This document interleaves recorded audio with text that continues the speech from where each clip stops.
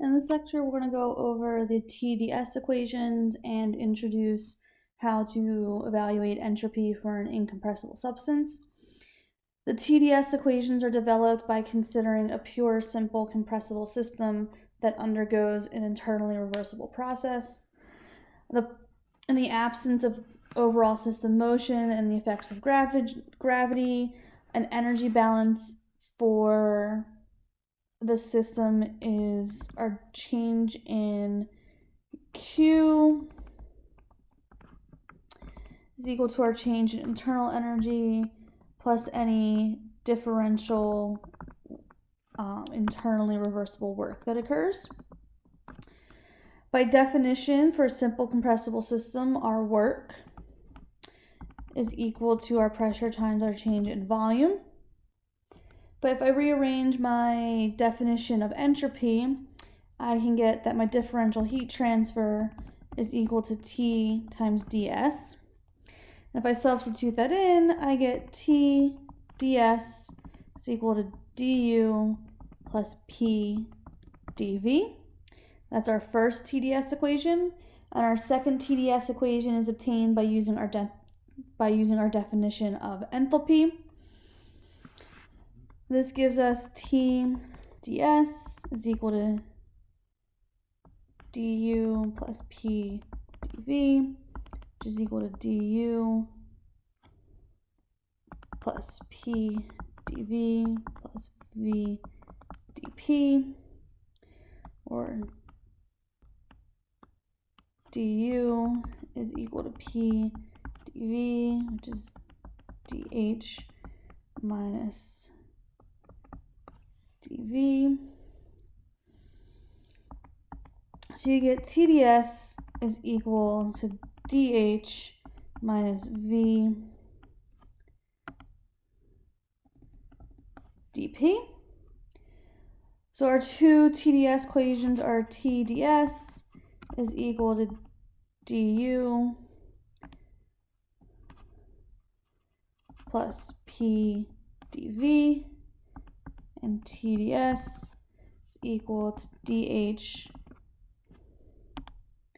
minus V dP. You can also write them on a per mole basis.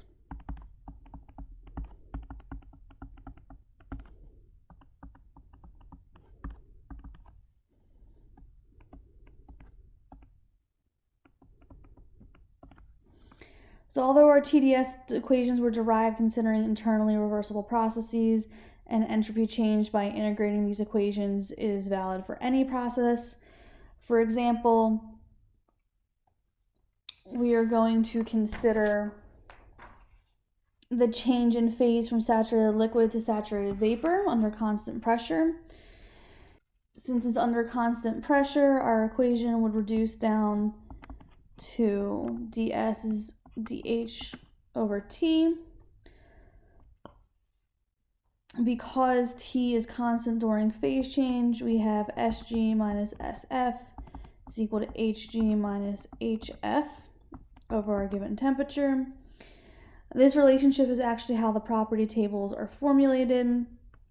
If we look at a quick example, Hg minus Hf is equal to 197.21. So Sg minus Hf would be 197.21 divided by 273.15, which is 0.7220 kilojoules per kilogram Kelvin, which matches the table.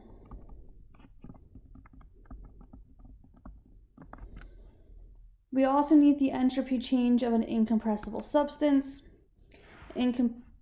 For an incompressible substance, we know that our internal energy and our enthalpy are only dependent on temperatures, and we can use a specific heat to calculate our change in internal energy. So if we account for that relationships, our change in entropy becomes our specific heat times our change in temperature over our temperature plus PdV over the temperature, which reduces to 0 as the second term is quite small.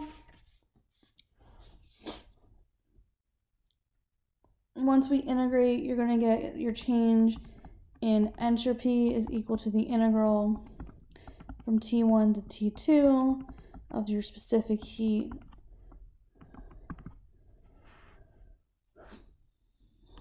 and then if your specific heat is constant, you're going to get S2 minus S1.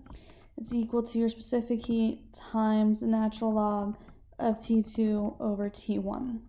This is going to set us up to learn how to calculate the entropy change of an ideal gas in our next lecture.